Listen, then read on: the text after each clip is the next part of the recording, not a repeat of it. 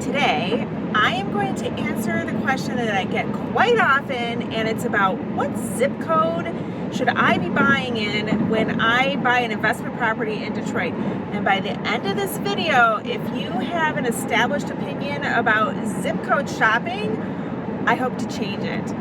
So I'm Monique Burns. I am an investor in Detroit. I have my own portfolio of properties, and I have, between my husband and I, we have bought, renovated, and owned and then sold a good, I don't know how many, 175, maybe 200 properties in Detroit. And when it comes to where to buy a house in Detroit, we've got it figured out because we do it. We do it all the time.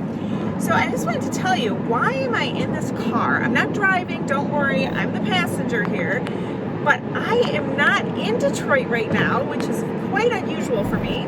I happen to be in the San Diego area of California where my brother Luke lives. There's my brother. And Luke has the website ruralvacantland.com, and we're both in real estate, and he buys land all over the country and then he resells it, and he has a system, and he searches things like zip codes and areas, and he's got certain criteria when he looks to buy land. And I was explaining to him, it has become progressively more difficult in Detroit to find to find houses to buy, because you all know in 2020 everything got strange and all the prices went up. And then there's just, all the prices in Detroit have gone up. It's been harder to find houses to buy. And I was talking to him about his system, and he said, let's do it together. And I thought, perfect, because what else was been great about coronavirus was the price of airline tickets. So I said, perfect opportunity to take a vacation, a work vacation. So here I am, and my sister lives in the area too.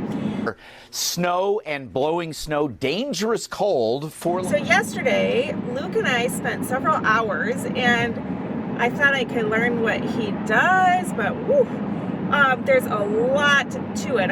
I told my husband later, it's like when people say, hey, how do you renovate a house? Can I just spend a couple hours with you and maybe then I can go repeat it? No, you might learn some stuff, but you can't turn around and renovate a house. And if you want to see how our crew renovates a house, you'll know what I mean if you want to watch my series on how we renovated this one. It's pretty cool, and I learned so much just videoing it, but give me a hammer and forget it. I can't do that stuff. Yeah, and it's just like renovating a house. There's so much you learn from trial and error, and let's try this and let's do that.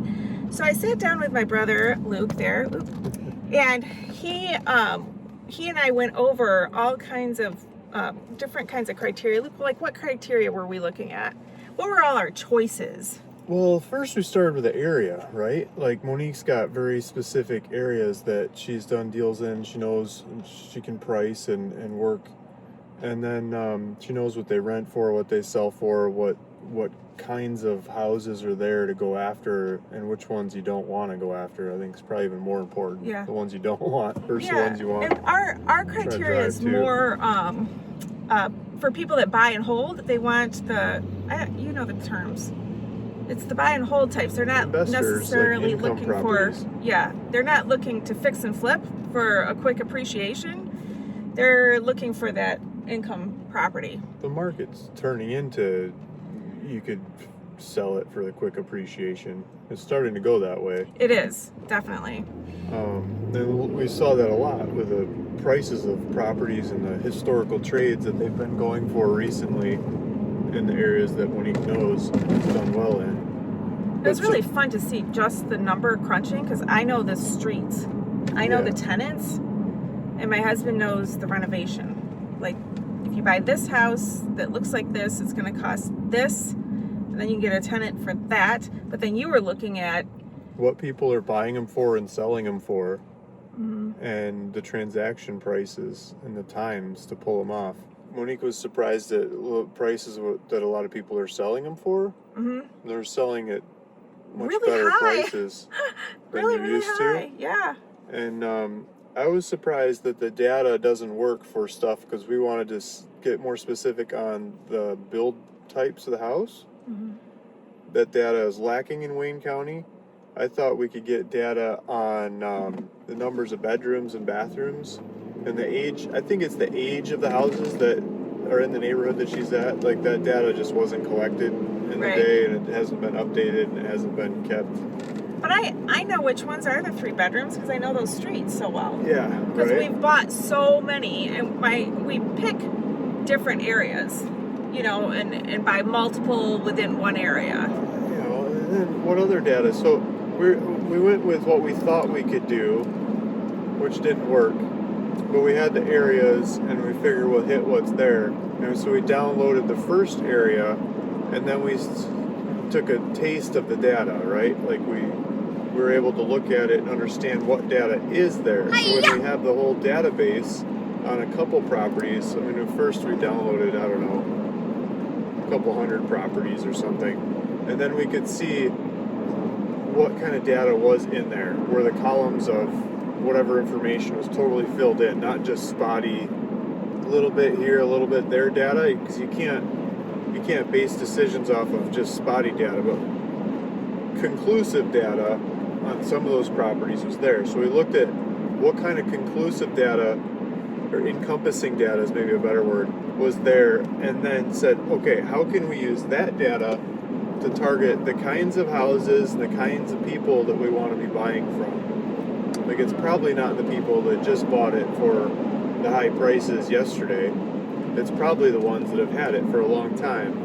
And it's probably not the ones that have mortgages up the wazoo, because, like, we can offer them money, but we're not buying from them. We'd be buying from the bank anyway. And so it's, why are we even talking to them, right?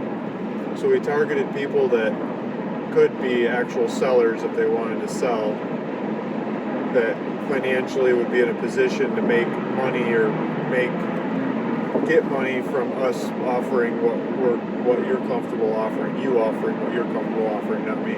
Looking at the data and making decisions off of what we had to work with, we customized into who we think are going to be the most targeted people, the highest hit rate, send the least amount of mail, get the most offers back. And we're in the car on the way to the post office to drop it off. Let's see. There they are. Yeah, we just bought this boxes and boxes for vacant land and big dollar vacant land. This is a small mailer for me, but for houses and money getting started and targeting this kind of way. I'm small potatoes. So far, I expect it to go bigger, so I need more investors that are interested in buying these properties. I do have a waiting list. We only renovate a few a month, so it's called my exclusive buyers list. You can jump on there. If you go to the comment section below, you can find that. You didn't hear this. I got a call today from an investor, and I do have a few properties for sale on my website, ones that we renovated between like 2015 to 2018, but he was looking at buying a package, and I have them kind of in packages. So the flyers on my website are different colors. So like there's a set of gray ones, and the guy has 3 properties, and he was interested in the gray set, and he said that he had a contact in Detroit, and he called her up, and she said that's a terrible zip code. Okay. And I'm not going to argue with people. I can tell you what I wanted to say. How many houses has she renovated, sold, rented on the 4 streets in that entire zip code that we dominate? How much have those houses appreciated on those 4 streets that we had? I don't know what we've done in that particular spot, in this very condensed area. We've got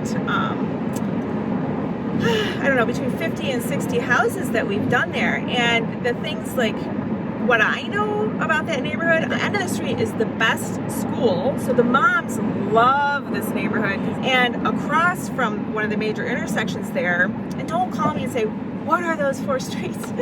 But across from that intersection there, it's awesome because there's a grocery store, and Detroit is such a food desert that people have to go to the party store or the liquor store to get their groceries unless they live in this neighborhood. It's like right there. And there's also really good public transportation, and Detroit doesn't have the best public transportation. but it so happens that there's good bus stops right there, and there's a Home Depot there, and there's a mall, albeit not the best mall, but there is a mall like within walking distance as well.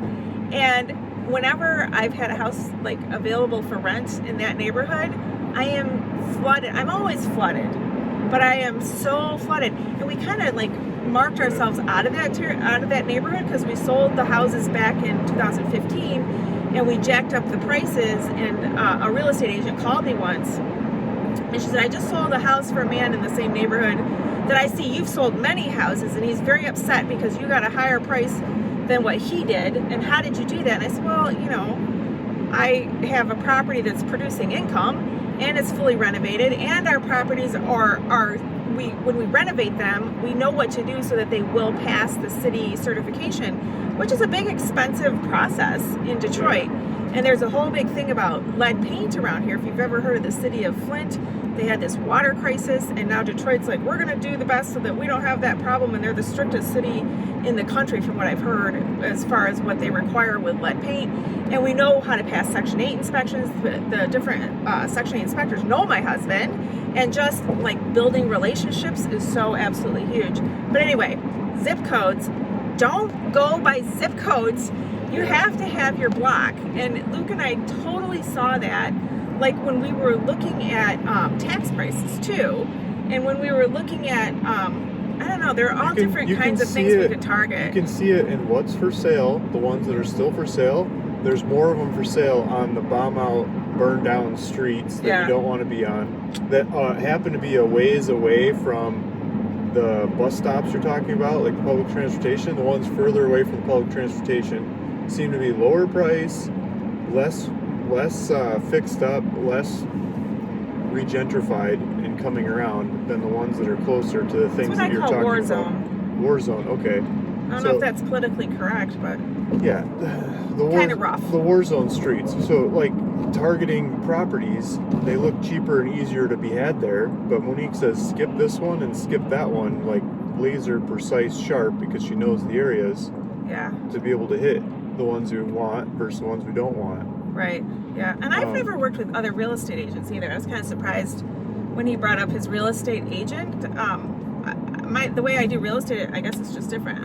The numbers buy them myself. The numbers haven't worked there. Yeah, it wouldn't make sense for me. They're not economic for people to go work on it as a real estate agent. But now they're starting to come around. The numbers start working for the banks. Like people can start borrowing money to buy these things and get really small monthly payments and pay a real estate agent. Stick it into the mortgage. Yeah. Like the insurance was working. When we first started buying in that area, the insurance wasn't working. He was one of my first investors.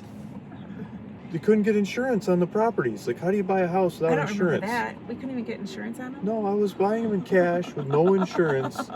They're like, you're in California. The houses are in Michigan. No insurance. I called everybody. No insurance. Oh, we've got it now for $600 a year. The insurance is. Yeah, but I mean, they wanted when I started getting it, it was like $400 a month. It was not. It just like saying no compared to the rent and everything. It didn't make any sense at all. Now.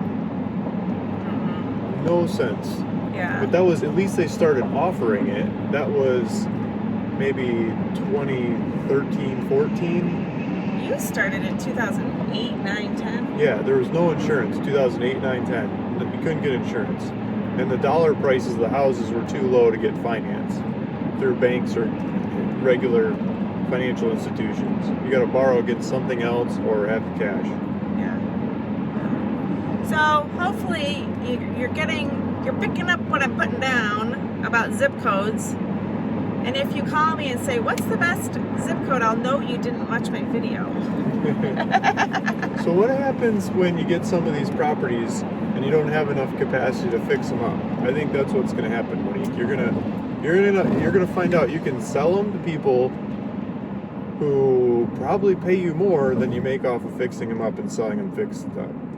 Yeah, I'm just gonna sell them. You know, I don't want to be buttoned into this is all I do. We buy, renovate, sell. You know. Because you don't the have whole to. Property management one of the biggest things anymore. about land, I'm always doing land. Don't touch the land. Like, don't touch the land. everyone wants to go touch it when they buy it. They're like, I'm gonna add a driveway, I'm gonna add this, I'm gonna do that, I'm gonna blah blah blah. Like, it takes a lot of time and money and work and logistics, and pictures work a lot better. Like, get a picture of the property and a location, and it goes from unknown, not in the market, the price that I made up to buy it at, that makes sense to buy it in whatever the marketplace is, and then you go put it on the market, it's something less than what everyone else is selling them for, like even significantly less, to watch it go fast. Like, this is, if I had this money now without fixing it up, I'd be happy. And the person buying it could go fix it up and sell it for more and make out too. Yeah. But if it's sitting on the market long enough, I'm going to fix it up and sell it to somebody who wants to use FHA financing or something to buy this thing and live there. Yeah. You know, and pay $200 a month mortgage or whatever it is. Okay.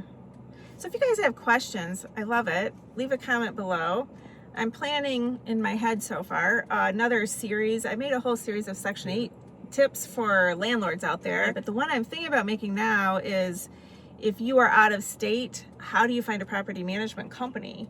And I've been getting a lot of information lately about how different property management companies work and how they don't work, what's good, what's bad. I thought, like, oh, if I were to buy a house in another state, which I have no intentions of doing because Detroit's the hottest market ever, you don't really have to shop because I can tell you exactly what to do.